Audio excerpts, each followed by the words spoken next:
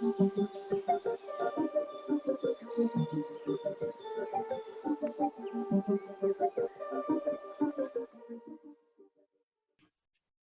welcome to another episode of Coaching Outdoors. And today we are joined by Toby Cowern from North Sweden. He is kindly fitting us in. He has an absolutely chocker schedule. He's back from a 3-week expedition and spending time with the fire brigade as well. So we would love if you could introduce yourself and tell us a little bit about yourself, and also what's behind you on your screen as well. Certainly. So hi everyone. I'll take it in reverse order. So the screen behind me is a photo of an area that I frequent very, very often. It's known as Muddus National Park. It's one of the gentler national parks in the north of Sweden, but it's absolutely beautiful old forest, and you can't see it so well, but very, very open landscape. So it's just a great place to sort of adventure and explore throughout the seasons. So yeah, my name's Toby. As you can tell from my accent, I'm not actually Swedish, even though I'm living in Sweden. So I was UK born and raised, grew up in and around the Midlands, did a variety of jobs before I moved over here 15 years ago. And since moving to Sweden, my office is almost exclusively outdoors, should I say. Huge background and specialization in wilderness survival, applied wilderness survival with specialization in extreme cold weather. And that was really my forte for the first 10 years being here. And in the last 5 years, has seen a lot more progression towards the nature-based therapy kind of things, that side of it. And especially with regards to traumatic or recovery from traumatic events. I have a military background. I did 12 years in the reserve force in the UK. I'm also serving infantry soldier in the Swedish Home Guard, as well as being an on-call firefighter. So wearing different uniforms for different reasons. But the veteran community really tapped me into obviously the lack of management in and around PTSD to what is a very unacceptable standard in my mind, especially when we look at the veteran suicide numbers globally. And so I felt it a real sort of duty to get into that space and pioneer some of the stuff that had actually helped me in my journey. You know, I don't want to go too much into it, but there was definitely a period in my life that I needed that time in nature to heal. And so that took me a period of 7 years. And on reflection, I thought that was a long time, and it doesn't need to be as long for other people. So what I really got into was how to minimize that down to a manageable size. Fortunately, my wife's a neuroscientist by training, neuroanatomist by specialization. So she really plugs in the actual science of what goes on in our brains, and I plug in the actual activities and the practicalities. So that's a lot of what I'm focusing on now, but still that expeditionary and survival aspect is still there for good fun through all the seasons. Oh, that's great. And you've just given us a really great kind of summary of what some of the things we're going to talk about in today's podcast. And you know, some of those topics, as you said, are so important and so areas that aren't necessarily talked about in coaching. So it's really great for us to hear some experiences and hopefully some of the stories you're going to share with us. Before we delve into the detail, though, anybody who listens to or watches our podcast know we always ask our podcast guests the same first question, which is really about what is your earliest memory of being outdoors, and why is it you enjoy being outdoors so much? Yeah, I'm really pleased you got to send me these questions in advance, because that was a great one. It was like, oh, good Lord, what's my earliest memory? And yeah, it's my earliest memory. I've been outdoors for as long as I can remember. There wasn't this period where, you know, I hit a certain age and that was me out. I grew up on the edge of Cannock Chase, for anyone that knows it. So, you know, not particularly wildernessy, but definitely a healthy aspect of the outdoors. And I was just there the whole time. I just, you know, I cannot remember a time I wasn't out. Did a lot of camping when I was younger. I had a sort of basher permanently set up in my back garden. If I did my homework well, I was allowed to sleep out on a school night. You know, that was me. And because it's been such a formative part, I don't know why I enjoy it. I just do. And it was only when I sort of got mid-20s and really the executive part of my career started to take off and I stopped going outdoors, did I realize how important it was. Because like I said, it was just ever present. And there was probably a 4-year period where the only time I was outdoors was field-based exercise with the military, which is a different way to experience the outdoors, can we say? I like that you smiled, Anna Marie, you got some experience with that. And so that freedom to go out on my own was the part that was missing. And then I realized actually the power of it. And that's when I started to make some serious sort of life decisions about what was I doing moving forward in my career? Did I want to sort of, you know, drive the car and wear the shirt and tie forever? No. So do I just quit my job and move to Sweden? Yes. There we go. So what I enjoy now as I reflect, I'm turning 45 this year, is that sense of peace, that sense of self, but also key is the sense of scale. And I'll refer to this a lot as we go through this conversation. It's nature in the right way can make you feel very small, and it should. And that's a good thing, because we can get very wrapped up in our own lives and our own importance. And to take ourselves out periodically and remind ourselves how little and inconsequential we are is a good grounding aspect. So that's something I thrive on now. And I take people on that journey as well. It's really fascinating to hear, because there's quite a lot of research out there into the benefits of being outdoors, and we Anna and I are trying to bring that into the benefits of outdoor coaching, and kind of, you know, how does that apply in our coaching niche of being outdoors, and that idea of scope, scale, you know, being that expanse feeling, which you just don't get indoors. You know, the four walls are there to kind of keep you in, whereas you don't get that in the outdoors. Even if you're in a woodland area, and you're still surrounded by trees, you can still feel that expanse and that, you know, that openness. So it's interesting, because it links back to quite a number of our previous podcasts, the thought of being outdoors and being a small part of a very, very big ecosystem. Again, just before we get into some of the nitty gritty, it would be really, really interesting, actually. Our listeners really love to hear the stories of how people get into not just coaching, but outdoor coaching. Mm-hmm. And you mentioned a bit at the start there when you introduced yourself about your sort of background and moving over to Sweden. But it would be actually really interesting to sort of hear a little bit more about that backstory of wanting to become a coach, and that kind of the therapy side of things a little bit as well, and how you've kind of married that up with the outdoor, your work in the outdoor world. Yeah, absolutely. And I think you'll enjoy this story because you've got a background in psychology, and it sort of all starts there.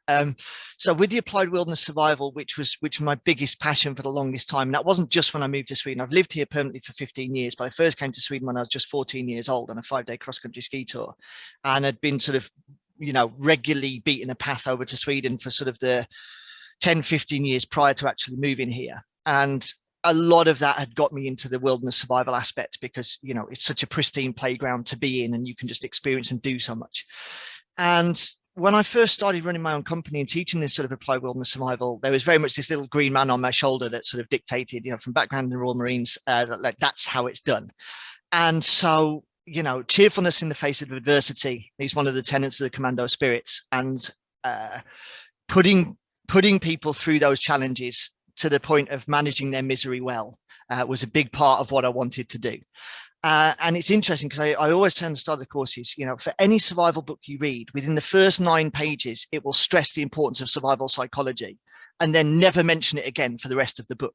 And there's something missing there, right? So a lot of what I actually did in the applied part, and that's why I call it applied wilderness survival, is really delve into that survival psychology. So putting people in those authentically challenging conditions and helping them not only cope, but move through to the thrive part. And, you know, that was my job for a long time, is to make people cry. And I loved it. It was absolutely wonderful, you know. As I started to sort of branch out in my practice and not just take on the wilderness survival training, but get into the actual outdoor pursuits and sort of leadership, canoe tours, mountain bike tours, snowmobile tours, dog sled tours, mountain hiking tours, things like that, I was getting a different demographic coming in. And what I was finding, especially on the multi-day trips, around day 3 and 3 days in the outdoors is a magical moment. And there's, I won't go into the details why, but sort of things happen physiologically, psychologically, everything on that 3rd day. But I was taking groups out for multi-day. What I was finding is they were really enjoying themselves. You know, there was less tears of sadness and possibly even tears of joy. And that was a bit weird. Didn't know if I liked that or not. And then I realized, actually, no, this is a good thing. And I started to sort of really entertain the notion of how disconnected from nature people had actually become, and how connected I actually was. And so then that really started me. I'd sort of, the wilderness survival, I'd owned it a lot. I'd pioneered a lot of the techniques and stuff, and it was getting quite routine after 10 years. So I was looking for that new challenge and moving into that space of like, how do we elicit those positive benefits from meaningful time in nature at the individual and the group level, and where can we go and how do we explore that, became that real sort of fascination for me. And then tapped into, as I said in the introduction, that recovery from traumatic recovery. And I'll be honest, by that stage, I was sort of late 30s, early 40s. I'd pretty much retired. I worked because I wanted to, not because I needed to. And I did very little. I took on big jobs periodically, 4 or 5 times a year, and the rest of the time was my own. But then I felt this really profound sense of responsibility to almost kind of drag me out of retirement to say, I've got a piece of the puzzle here that needs to get offered up to a larger audience. And I actually started just in the veteran community. That was my primary passion, was just to kind of work alongside the veterans. But fortunately, through my wife, I was introduced to an amazing child psychologist here in Umeå, who quite bluntly told me not to just focus on that demographic, that it needed to go to a wider audience. And presented that in a blunt but professional manner that really sparked my interest. And her point actually on that was, for a lot of people don't realize that for youth under 18, a lot of the pharmaceutical psychological interventions don't work, because the neurology just isn't there to actually kind of, for the pharmaceuticals to take effect. So she's looking at a lot of alternative treatments for disaffected youth, and nature-based therapy was part of that. So it took us into that bigger picture. And as I started to look at the nature-based therapy more, the coaching model became more and more prevalent as a great vehicle to engage with and use. Then along came a pesky pandemic, which put the spokes in the wheels, but also really started to highlight the need of connection with nature. And a lot of people found themselves drifting naturally to the natural environment, but having no idea what to do when they got there. It's sort of like, okay, nature, I'm in you, what now, sort of thing. And so again, the coaching model just really reinforced in my own mind. I explored it a lot further and started to bring those sort of aspects into it, of not only using nature in coaching, but using coaching in nature. And so it all kind of came full circle in the end, very nicely. And that's where I find myself today.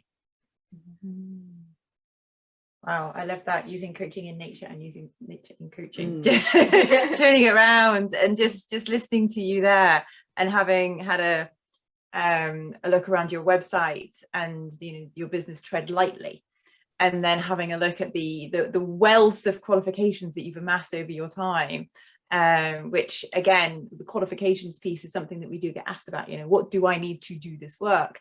And for you, drawing on all these amazing threads of whether it's skiing, canoeing, mountain leader, being a rescue instructor and examiner, and then bringing in this kind of hunting and fishing, it's really, you've got such a portfolio that you can then kind of bring it to your clients. And it would just be, just if we can maybe go a little bit further, like into the specific, the coaching side of things, and how you almost like, how do you pull everything together? And then what experience are you offering a client when they come to you? What a great question. So I guess the key word there is immersive. That's what I'm offering. And that's why I like people to come to Sweden. I travel all over the world. I train and teach internationally. I've been in over 16 different countries in the sort of formal aspect, but Sweden's kind of where it's at, because this is the area that I know. And this is where we can, not only by the legal framework, but by the infrastructure set up, we can really get ourselves out in nature, embedded and immersed. So we can come back to hard standing accommodation even if we want to, especially in the winter seasons. But in other seasons, or at client's desire, we can just be out the entire time, cooking over an open fire for every single meal, taking, from tents or hammocks or bashers or what, or cabins, whatever accommodation we want. So we're not in and out of the nature.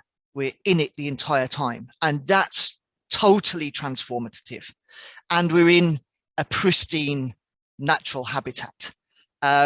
So we can quite easily get to places where we can be out an entire week and not see another person, which is really magical. And there's very few places in Europe now you can actually get that, because the wilder places are starting to attract more and more people, aren't they? So they're not even wildernessy anymore. You're going to see a lot of sort of fellow beings around. It's interesting for me that my central sort of belief in coaching is that, we're coaching, not mentoring. So I'm not solving people's problems for them. That would be a mentoring role. It's facilitating their journey. So if I have to put it in a sort of summary sentence, or the elevator pitch, we call it, what I'm really doing is facilitating that time, space and place for people to have a higher quality internal conversation. They're going to get inside their own head and start to figure some things out. And so some of the jobs might just be logistics alone. just setting someone up and making sure they're safe and sort of leaving them be. Or it can be a little bit of sort of walking and talking alongside them, asking the right questions, teasing out those answers, just getting them to think a little bit differently. But always with this natural backdrop, and then seeing what they gravitate towards, because we all get pulled to different things in nature. Some people love water, some people love forest, some people love mountains, some people like the skyscape, some people like the enclosure. For some it's animals, for me it's tracking. I'm massively passionate about animal tracking. For others it's birds. And so, giving them that permission to follow that passion, because here's a problem, isn't it? This all feels very, very self-indulgent. And when you're in a job and you've got a family, it's very difficult. It's not, but it is in your own mind. It's difficult to justify that time. And actually, that's why I believe the bushcraft community has expanded so much, because it's given a lot of guys and a lot of girls an opportunity to go away for the weekend, but with a legitimate excuse. Because if you say to your spouse, your partner, like, I'm off to the woods for a weekend because you just do my head in, it's not going to go well, is it? Right? Whereas if you say, I'm off on a bushcraft course and I'm going to learn these vital skills, then it's more like, oh yeah, away you go, like have a good time sort of thing. So what I find is that people want to access the nature, but they need that permission or that excuse or that validation as to what they do. And I become that vehicle of like, oh, I'm going to spend a week with Toby learning these things or going through a coaching moment or whatever the case may be. And actually what they need a lot of the time is just some time alone, some time to think. It's interesting as well, because we've had a couple of previous guests and other people who ask us about these things. And, I think a lot of coaches, when I did my coaching qualification, people weren't even thinking about going outdoors. It was like, like you said there, the time, place and space were almost dictated to us. You go to an office, you go meet somebody in their environment, you ask them to book a meeting room and you sit there together in 4 Your 35 minutes begins now. Yeah, exactly. You've got 6 years.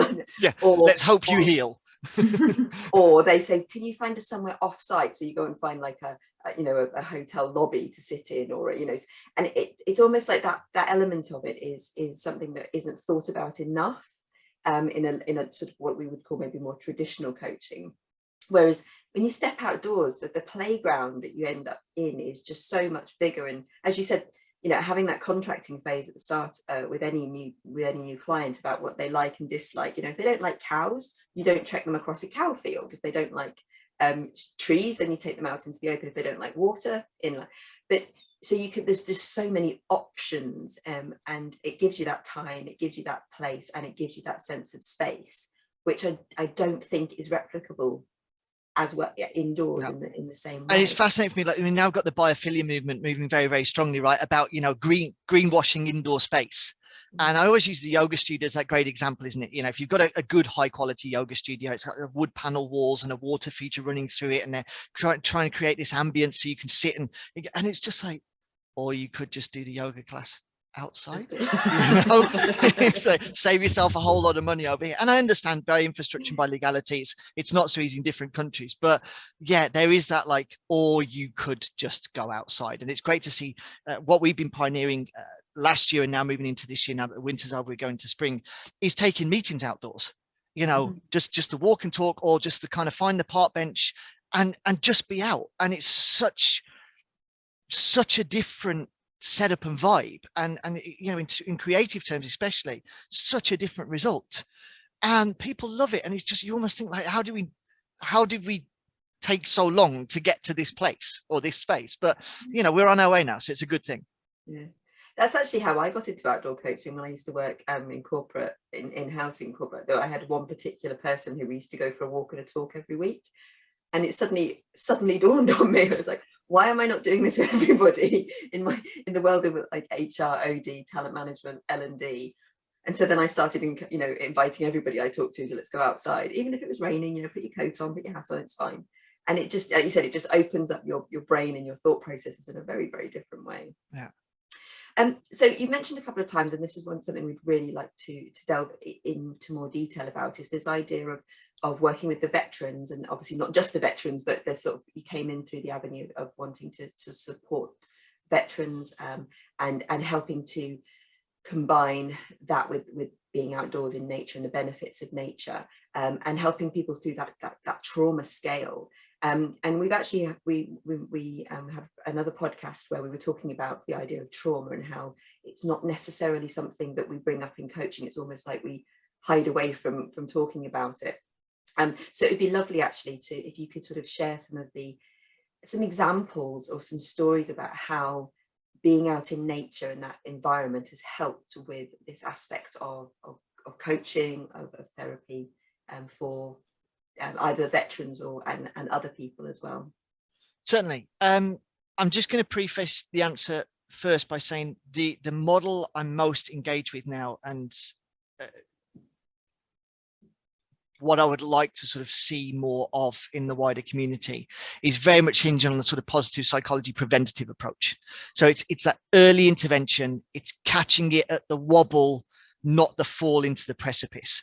And sadly, you know, the universal healthcare model, or certainly the European and Western healthcare model right now, is we wait for people to hit rock bottom. You know, that's the question in mental health first aid, isn't it? Are you feeling suicidal right now? And if yes, oh, we should do something about that, right? And there's, you know, any number of stages before that the warning signs were visible and intervention could have occurred. And it's very frustrating to me that that's the model we were working off. So mine is all about the sort of positive preventative aspect, or the as early intervention as possible. So what we actually try to encourage people is to bake access to nature into their daily routines. So you're actually getting that positive preventative benefit. And then you're sort of having that internal conversation to just be like, am I having a wobble right now? Is this the early intervention where I need to just get on this now, as opposed to letting it descend further? Of course, it maybe we have to catch people at that later stage. And then we cannot rule out the other aspects, pharmaceutical intervention, actual access to sort of, you know, different therapies, whatever the case may be. But certainly in the recovery, in the healing, that's where the access to nature comes in. But it might be a little while before people get there. So we just got to acknowledge that reality. And like you say, trauma is that, it is the elephant in the room. We sort of tiptoe around it and it's not helping anybody. And certainly within emergency services, you know, they're in the UK, America, throughout the Western sort of, there's still that questions in it, like, oh, do we even have any mental health issues in the emergency services? You know, let's do a 5-year study to even see if this is a problem. And it's just classic, you know, avoidance, isn't it? Like, there's no problem because no one's told us about it. So we need to have that conversation. We need to get serious about this. On the back of the pandemic, you know, the mental health tsunami is going to wash up on shore mainstream soon. It's already there. We're seeing the effects, but, you know, give it another few months. And now you're going to see it on a far wider scale. And so that's where that individual ownership comes in, and that permission to go out into nature, because sometimes you're going to need some mentoring, you're going to need some coaching, you're going to need some help. And sometimes you just need that time on your own. That's actually where a lot of your recovery and healing will actually come. And that was my personal journey, is, as I say, over a 7-year period, I was spending an inordinate amount of times outside on my own, which I'd already done, but now with different questions in my mind. And the first thing was really coming to terms with how was I feeling, and what was the root cause of that? Because of course you've got different layers of recovery to come from, and your solution to a problem might help, but that might not be the problem that actually needs solving. And that's where coaching can really help, because that's where you tease out of people what is actually going on in you right now. In terms of actual examples, I don't want to get into too much specifics, just to kind of respect the privacy of individuals, but what you're certainly seeing throughout the veteran community is the classic reflection of the actual science, in that meaningful engagement with nature is multisensory. And this is the part most people miss. They think, okay, I'm going to go out in nature, and that's me sort of ticking that box, but they're not engaging. So I noticed it a lot. People are posting on social media throughout the lockdowns and things like that. Oh, I'm out in nature. You know, this is what I'm doing in lockdown. This is what I've got access to. Pubs are shut, clubs are shut, gyms are shut, whatever the case may be. But what I saw in a lot of those videos is people were basically moving like they were in a zoo or a museum. There was this kind of invisible glass partition between them and the nature. And that's what we call it in Sweden, the nature, right? And it's like, but you're not engaging. You're there. I acknowledge you're there, but you're on the footpath. You're following the signs. You know, if there was a handrail, you'd probably hold it. And that's you. So what we've got to do is get that multi-sensory engagement. You know, we've got to touch it, we've got to smell it, we've got to feel it, we've got to taste it, whatever the case may be. And that's where the results come. And that's where that immersive practice happens. So for people that have been out with me, it is all about that getting stuck in. And to coin a phrase, it's rewild yourself. You know, it's getting back to that childlike state of curiosity. And what we need to understand is this is all hardwired in us. So when I'm working with the nature literacy, which I'll talk about a little bit later on, which is a founding tenet of nature engagement, it is just, I'm not teaching you anything you don't already know. It's just reconnecting those neural circuits that have become disconnected due to our everyday existence. And so one great example I'll give you is I've got a guy that's I'm mentoring right now, not coaching, and he's a psychologist and he's working in high-risk prisons. He has for his entire career.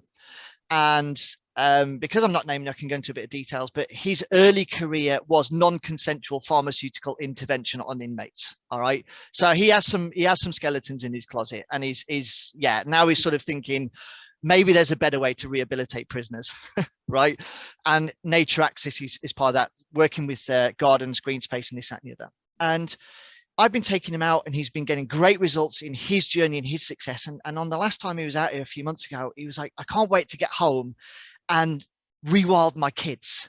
Like, you know, they need this. And I said, they don't need rewilding. They're already wild. You just need to let them be wild and actually let them teach you. And that's what he did. He's got 3 kids, 4, 7, 10. And he's just out with them and he's basically just emulating them. He's sort of letting them lead and following and being curious about what they're curious about. Totally transformative stuff. And also very healthy in terms of family building, you know, relationship building within the family. Because how often do mom and dad, you know, or single parent families, or, you know, whatever the case may be, sort of always feel the need to lead and be the example for the kids.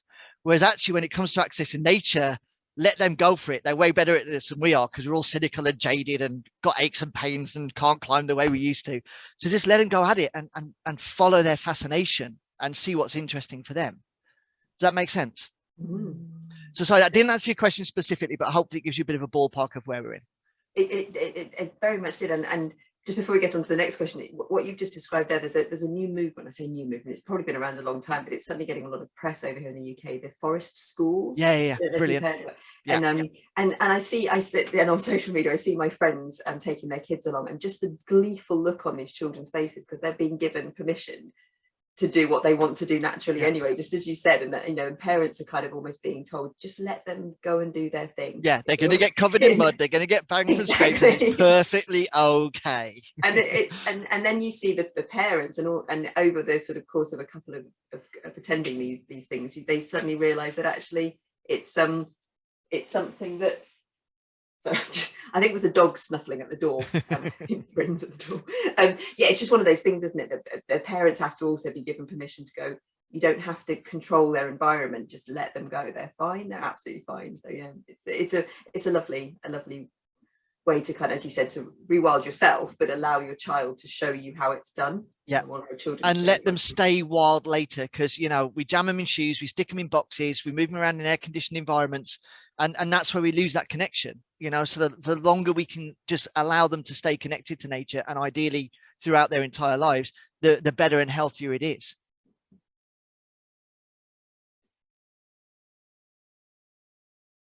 So it would be great to dive into some of the specific courses that you run at the Nature Immersion Centre. I mean, again, looking on it and the list of different courses that you have, it really picked our attention very much, from kind of tracking to edible and medicinal plants to spirit stalk and nature literacy. So if you could just give us a bit of a, I don't know, insight into those, that would be great. Absolutely. I think some is exactly what it says on the tin. So the sort of tracking courses, the edible and medicinal plants, I think most people are going to be familiar conceptually with what they are. The nice take I have on it is always starting as at the most accessible level possible. So it's quite funny. The medicinal plants course typically starts when I teach it locally at a bus stop just down the road from me, in this sort of very dirty industrial area of the town that I live by. And get people off the bus, because I like them to have sustainable transport where possible, get their bags on for the day. And it's like, right, we're going to go off and find some plants and talk about it. And they go, great, let's go. And they're all expecting to march off into the forest. And we take 3 steps, and I stop at the edge of the car park, and we start with a dandelion, right? And it's like, here's the first one. So they're all like about to sort of stride off for like the half-hour warm up. And it's like, stop, let's look at this one first.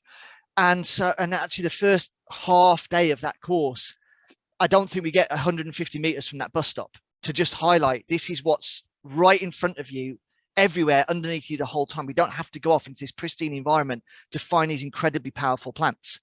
And then that's nice, because when they're out with a spouse or partner or work friends or kids, they can find these anywhere and share that knowledge, because that's the key part, isn't it? Is we need to infuse and motivate people to be out in nature and empower them to do the same for others. So then we have this groundswell of interest in getting to the natural environment. Similar with the tracking, we typically start by tracking yourself, working with your own footprints, because how often have we actually ever looked at our own footprint before? And often we've not. Playing around with bare feet and things like that.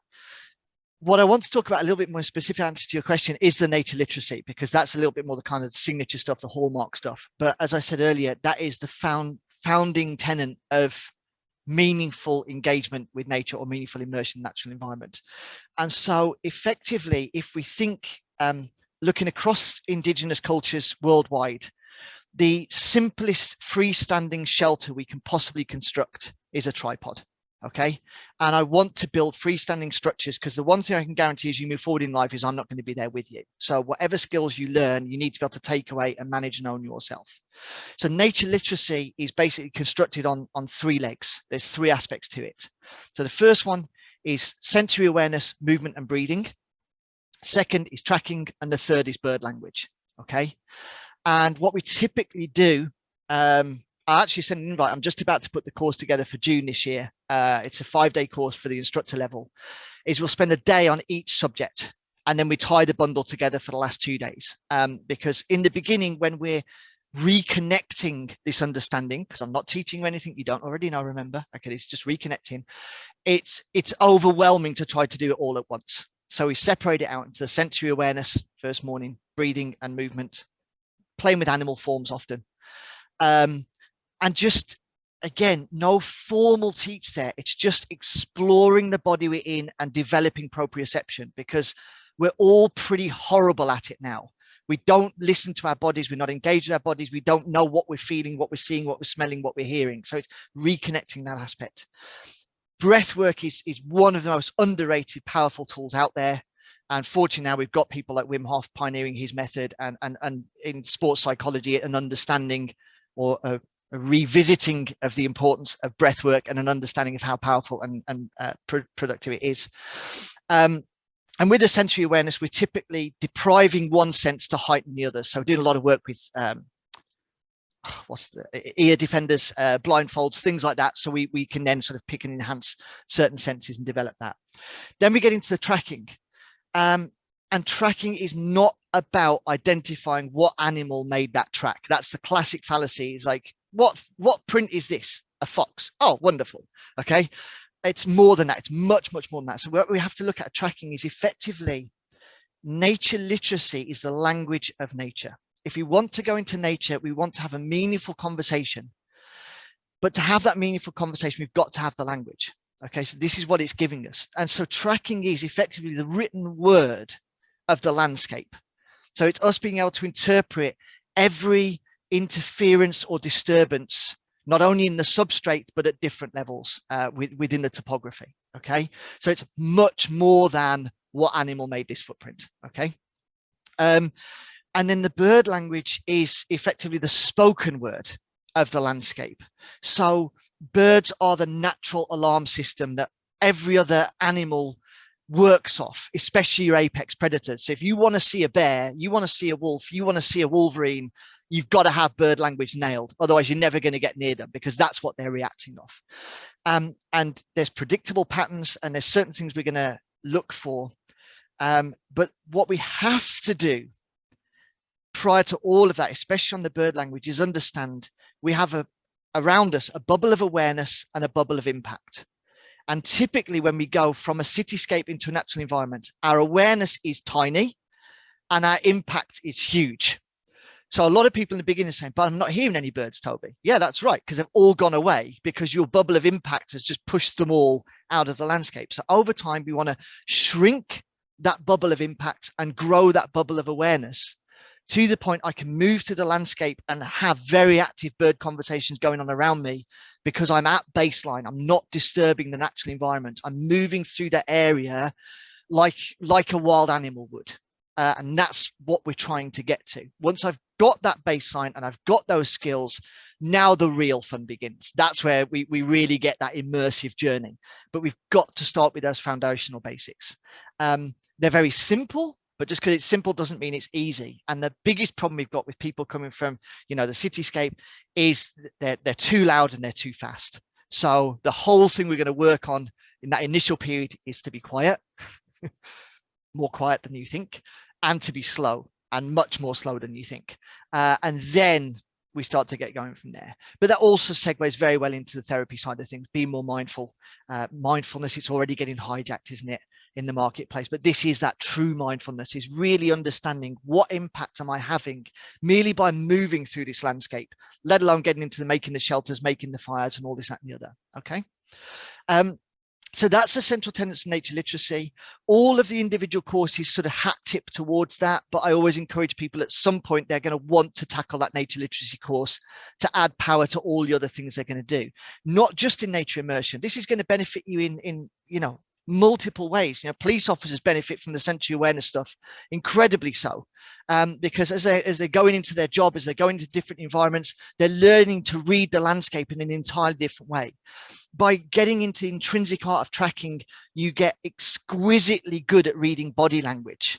So if we're getting back to that preventative early intervention at recognizing somebody's having a bit of a rough time, if you're a good tracker, you'll pick up problems in your workforce way sooner. So there is a lot of leach back to the actual working environment that a lot of people don't realize, and that's a frustration for me, that we have the nature and the workspace and we separate it, but actually the one can have a very powerful impact back on the other if we entertain the notion it can exist. Sorry, that was a really long-winded answer. It was amazing.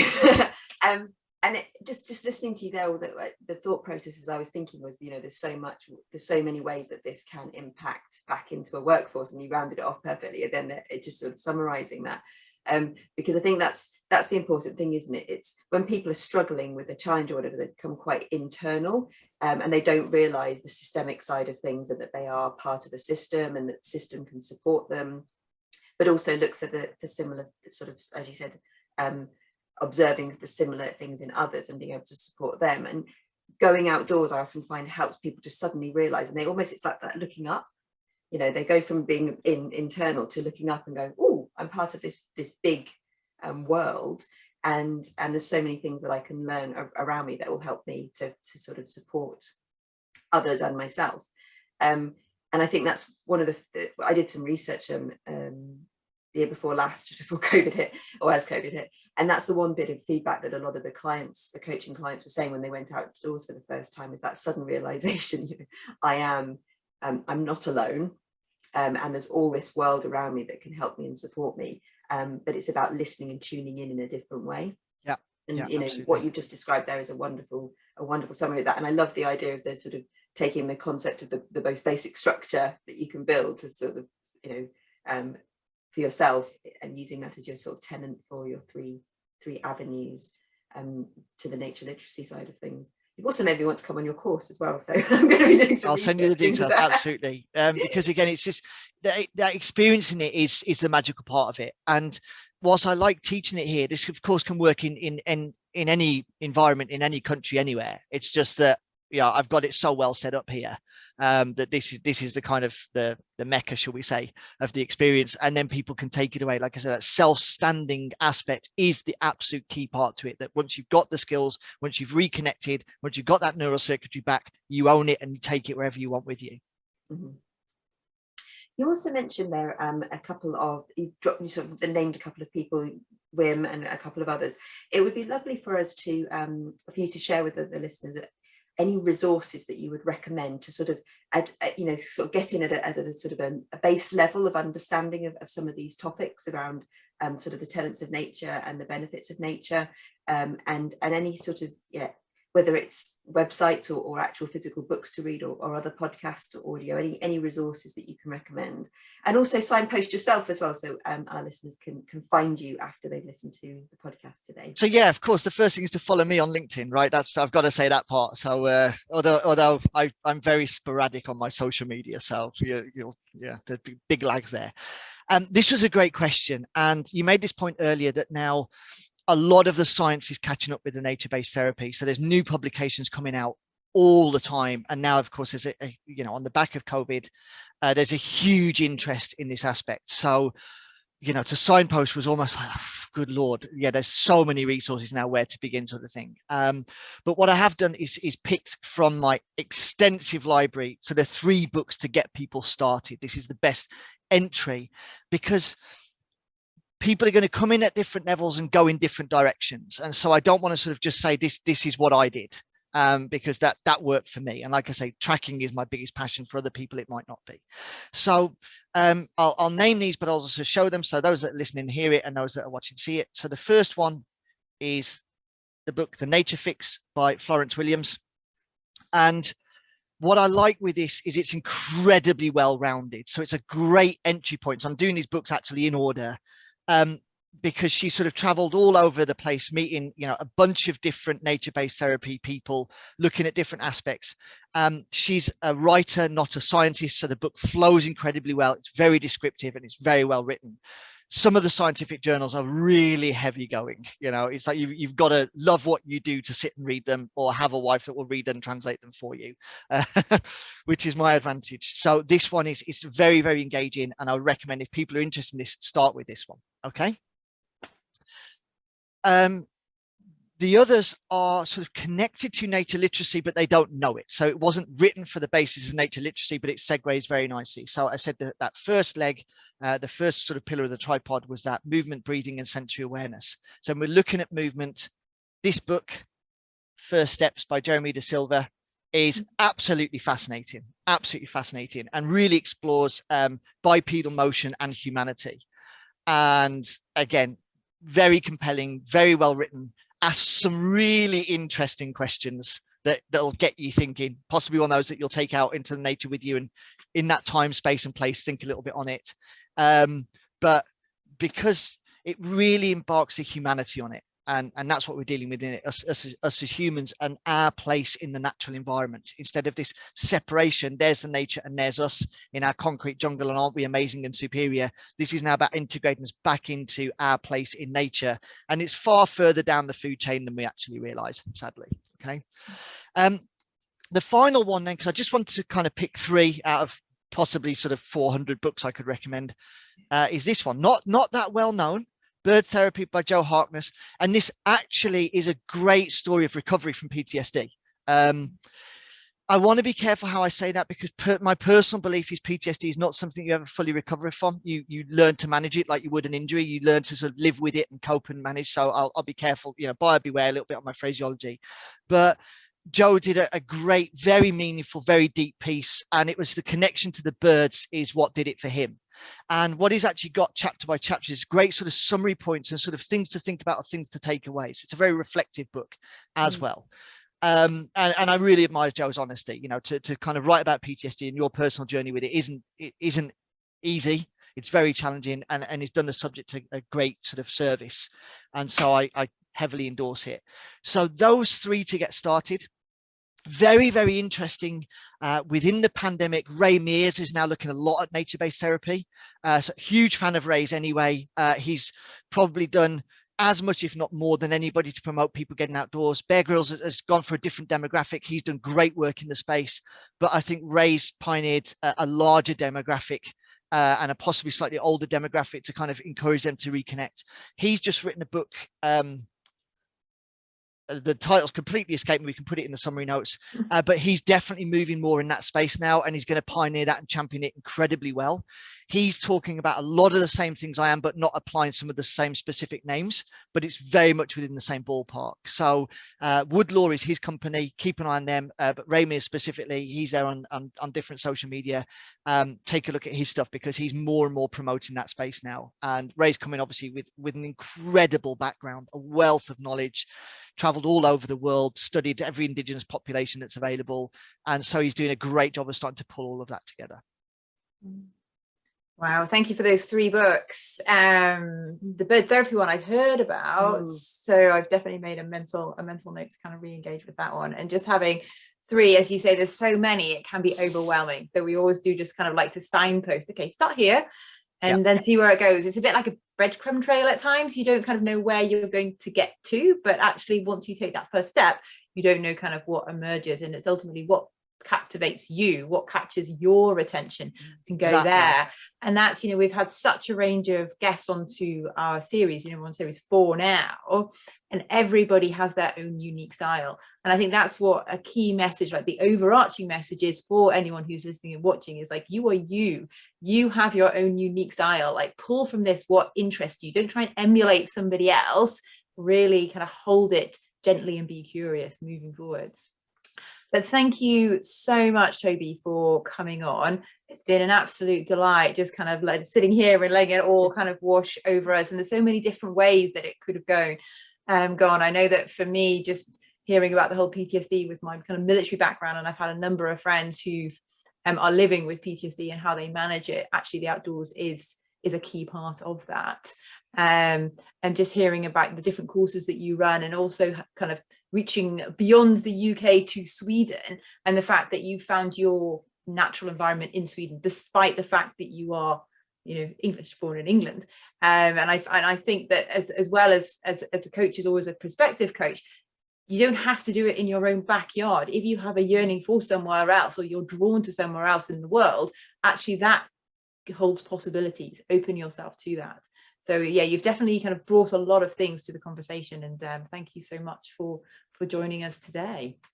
You're most welcome. Thanks for having me on. It's an absolute delight talking with you. Perfect. And just to wrap up, clearly love to signpost our website, www.coaching-outdoors.com, and also just another episode with another guest we had, Robin Bowman. He very much goes into the rewilding. So if you've enjoyed this interview, you might want to check that one out if you haven't already. So thank you very much, and see you all again soon. So if you enjoyed what you've heard, like it, share across your network, and subscribe to our YouTube channel and LinkedIn community page, the Coaching Outdoor Podcast. Thanks so much in advance for your support.